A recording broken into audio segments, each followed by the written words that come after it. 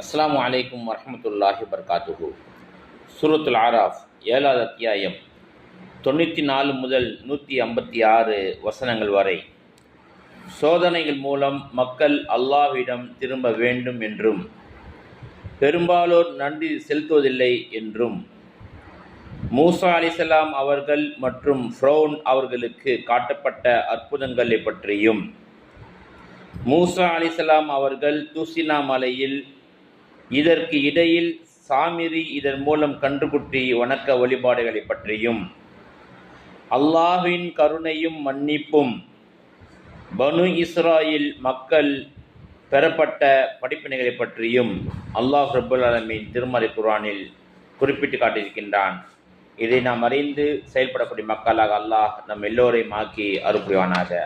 அஸ்ஸலாமு அலைக்கும் வரஹ்மத்துல்லாஹி வபரகாத்துஹு.